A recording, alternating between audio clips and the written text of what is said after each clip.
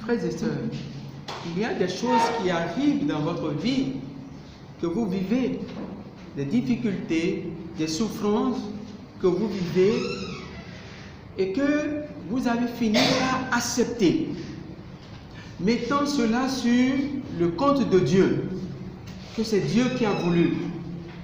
Je voulais vous dire, oui, c'est vrai, mais tout ce que vous vivez n'est pas de l'ordre de Dieu. Il y a des choses dans la vie qui ne doivent plus t'arriver. Là où les autres ont échoué, toi, tu dois réussir. Alors, pour ce faire, il faut que tu découvres qui tu es. Qui tu es pour que cesse sur ta vie l'échec, pour que cesse sur ta vie de couple.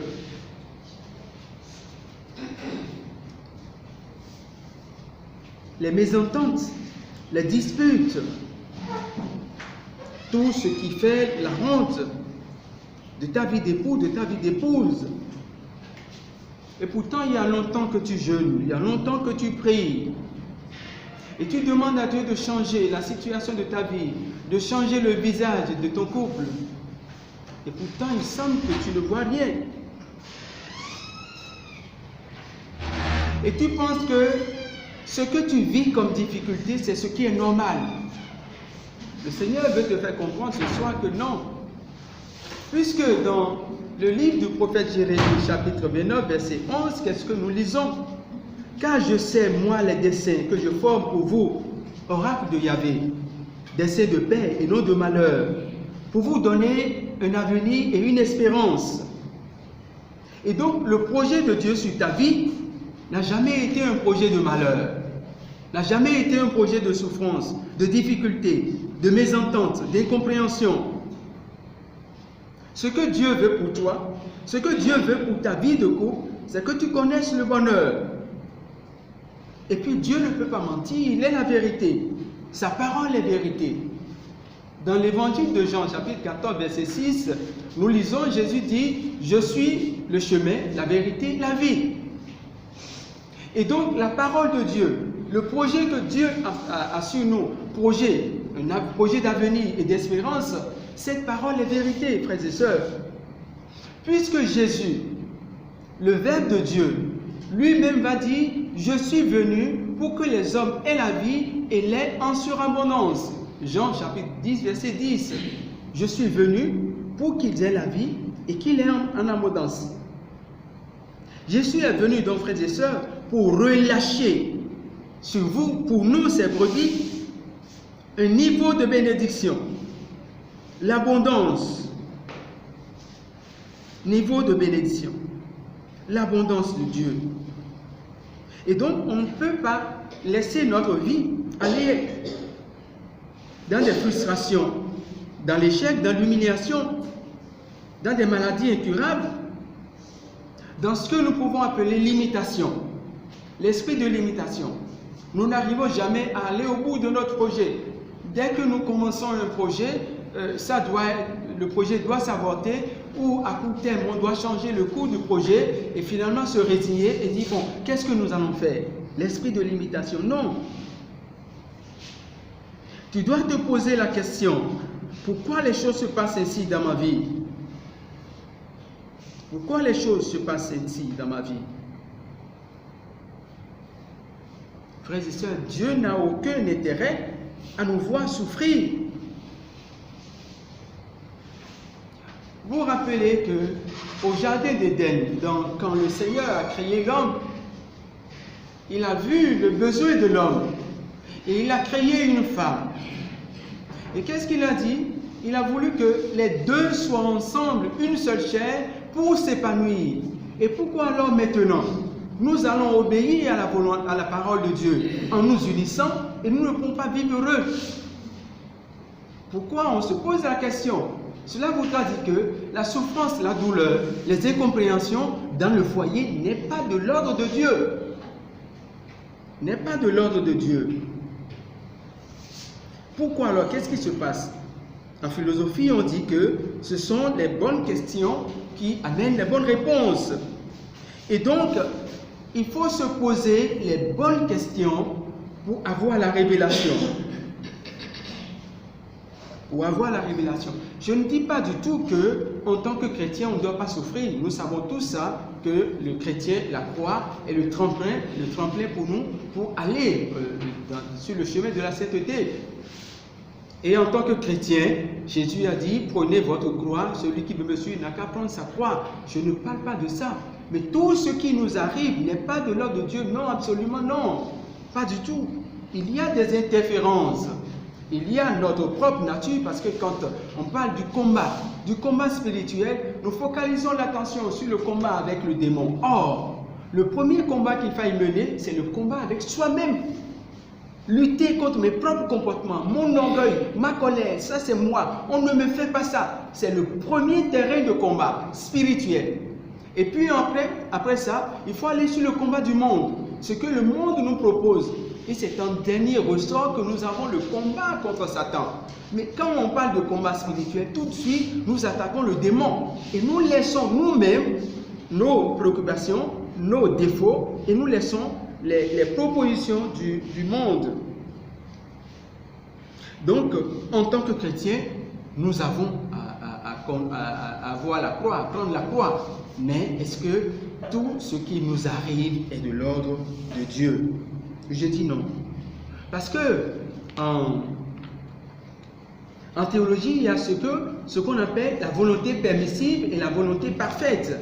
Vous savez que le roi Saül, c'est Dieu qui l'a choisi. Mais ce n'est pas la volonté de Dieu que Saül soit roi. Vous vous rappelez que dans le livre des Juges, ce sont les Israélites qui se sont levés et qui ont dit, bon voilà Seigneur, nous en avons assez que tu règnes sur nous. Nous voulons avoir un roi comme les pays, les peuples qui nous entourent ont un roi. Donne-nous aussi un roi et reste sur ton trône là-bas au ciel et puis nous allons discuter entre nous.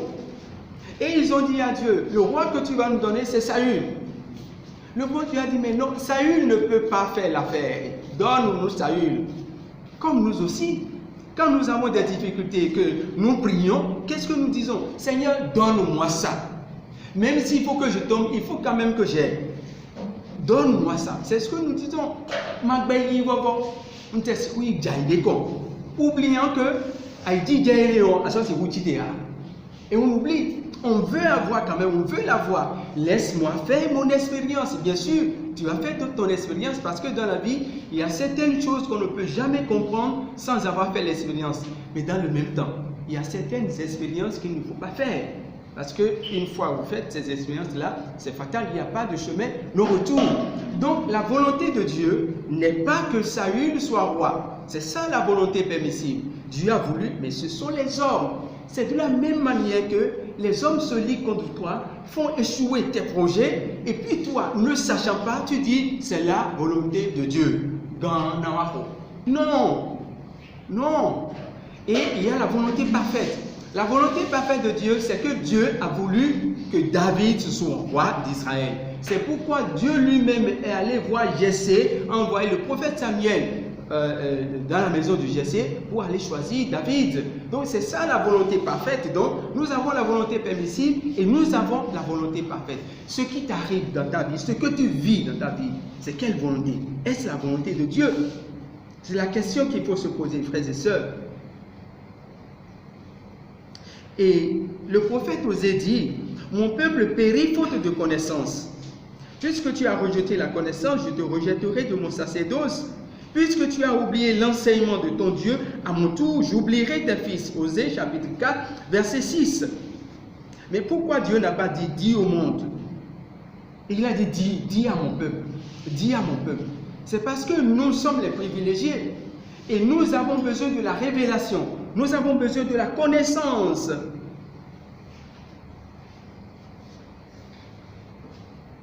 Au sujet, quand nous avons besoin de la bonne information. De la bonne information. Vous savez que Jésus, quand il a été arrêté, il s'est retrouvé devant Pilate et Pilate lui a posé la question au sujet de la vérité. Et Jésus lui a dit, je suis né, je suis venu dans le monde pour rendre témoignage à la vérité. Celui qui est dans la vérité écoute ma voix. Celui qui est dans la vérité écoute ma voix. Or, le Seigneur a dit, mon peuple périt faute de connaissance. Vous pouvez avoir de l'argent et être malade et mourir bêtement. Parce que le médecin que vous êtes allé voir n'a pas posé le bon diagnostic. Il y a 16 ans, oui 16 ans, c'était en 2001, j'ai été malade et puis on a cherché partout, on n'a pas trouvé. Tantôt c'était l'hémorroïde, tantôt c'était fistule, tantôt c'était une boule qu'il y avait, et autant de médecins, autant de diagnostics. Et je suis allé voir finalement le professeur Bayan pour faire court, il a programmé l'opération. Et j'ai été opéré. On m'a dit après que l'opération en elle-même n'a pas duré 30 minutes. Puisque finalement, ce que le professeur soupçonnait, il n'a pas vu. Donc, le diagnostic n'a pas été bien posé. Et donc, très tôt, il a fini l'opération, il est parti. Mais moi, j'ai mis 2 heures avant de me retrouver. Parce que c'était anesthésie générale dans le temps. Donc, tout le monde était en train de courir pour voir ce qui se passait. Donc, on ne m'espérait plus. Et puis, je suis venu. Et j'ai fait les soins. Je retourne 1 mois, 2 mois voir le professeur parce que je sentais toujours des douleurs. Et le professeur m'examine et dit l'opération n'a pas réussi. On doit opérer à nouveau. Et nous étions un mercredi. Alors, j'étais dans le couloir du bloc opératoire du CNHU. Et quand j'ai revu toute la souffrance, toute la douleur, et puis les soins, quand je faisais les soins, tout ce que j'avais, j'ai crié du fond de mon cœur. J'ai dit, Seigneur, mais où es-tu? Et puis j'ai entendu distinctement, derrière moi, mon fils, ne reviens pas à l'hôpital, ne reviens plus à l'hôpital. Ta maladie n'est pas une maladie d'hôpital. Nous étions en 2001. On était un mercredi. Le professeur m'a demandé de revenir le vendredi pour qu'on refasse l'opération. Dès que j'ai quitté là, j'ai pris ma moto, je suis arrivé au centre 6 et j'ai vu le Père Pio.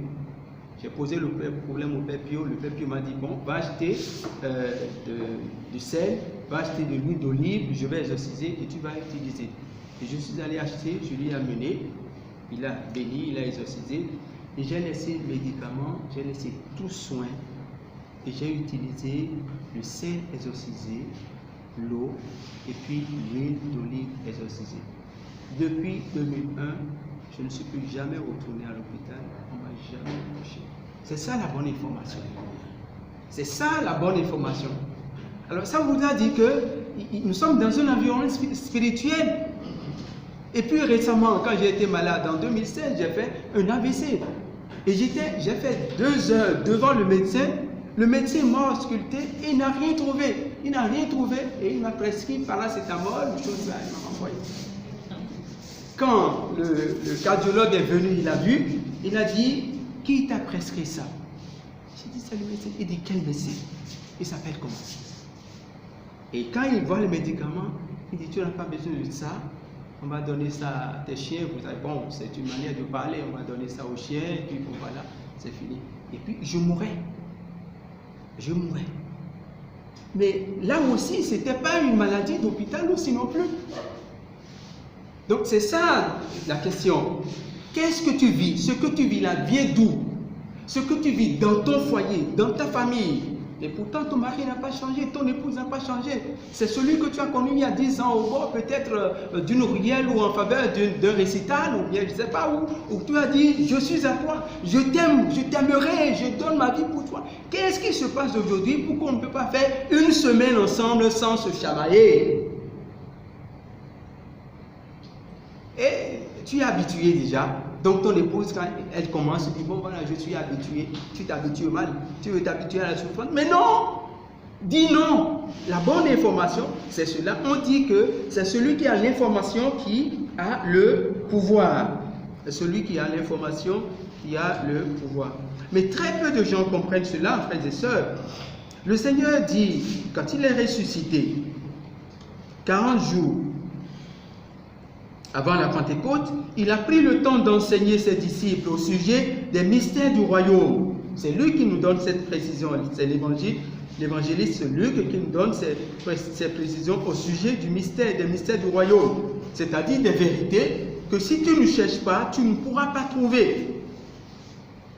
Or, qu'est-ce que Jésus nous dit dans l'évangile de Jean, chapitre 12, verset 32?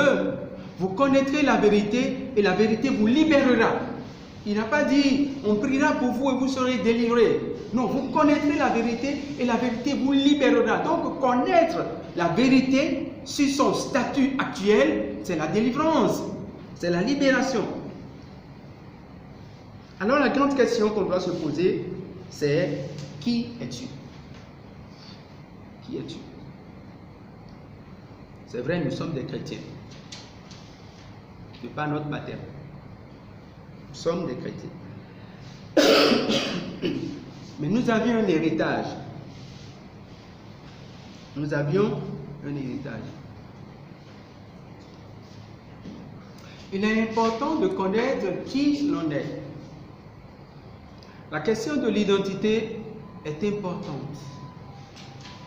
Vous vous rappelez quand Jésus a été enlevé dans le désert, où il a passé 40 jours de jeûne. Le 40e jour, le démon est venu le tenter. La question de l'identité est importante. Et la tentation du démon a commencé par où? Si tu es le Fils de Dieu. Si tu es le Fils de Dieu, ordonne à ces pierres de devenir du pain. Donc la question de l'identité est importante. Qui es-tu? Qui es-tu vraiment?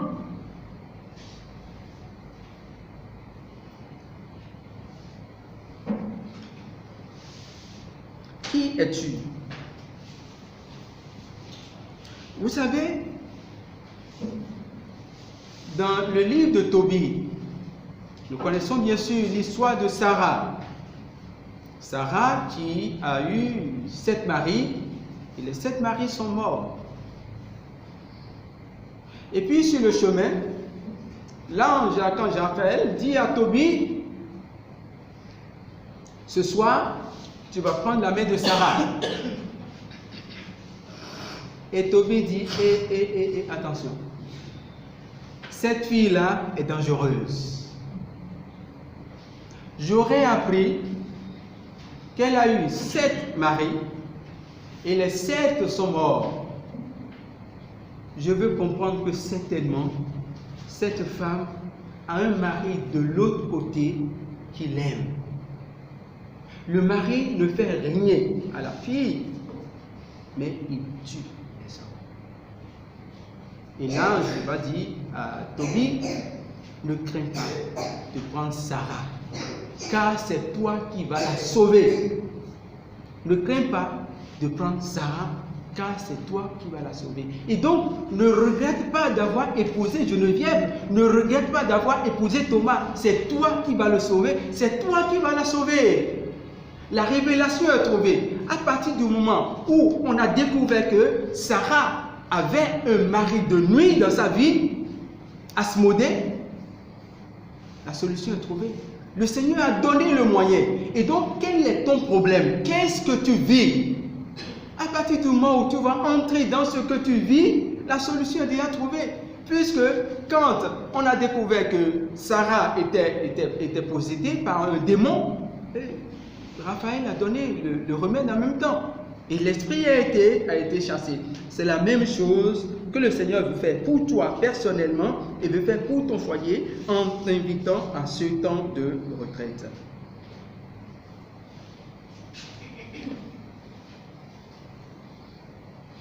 Donc, on a connu l'identité de Sarah. Sarah est une jeune fille belle, dit l'Écriture, mais dans le monde spirituel, elle est l'épouse de quelqu'un. Elle est l'épouse de quelqu'un.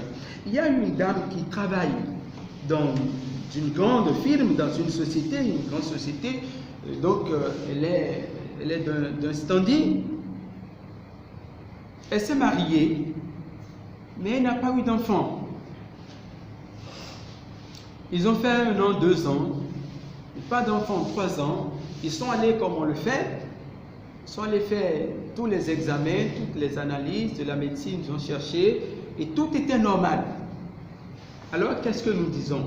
Habituellement, nous disons, bon, ça va venir, attends un peu, patiente, l'heure de Dieu va sonner, et puis on commence. Faisons très attention. Quand vous voulez conseiller les amis, il ne faut pas les conseiller par rapport à d'autres. Et si vous avez des problèmes, que vous êtes allé voir un ami qui pense qu'il veut vous aider en vous comparant aux autres, il faut refuser. Refuser en même temps. Parce que vous n'êtes pas l'autre. Vous avez une identité. Vous avez une histoire personnelle avec Dieu. Donc le problème de l'autre ne peut pas être mon problème. Il faut refuser en même temps. Mais c'est ce que nous faisons et nous trouvons que c'est naturel, que c'est normal. Et puis bon, on se tait, on dit bon, ça va venir, ça va venir. Ce faisant, ça veut dire quoi? Ça veut dire que nous acceptons la situation que nous avons et que Dieu n'a pas voulu pour nous.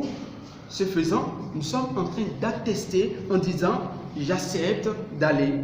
Et donc cette dame-là n'a pas eu d'enfant. Et puis on lui a dit bon, écoute, ça va venir, patiente un peu, ça va venir, patiente un peu.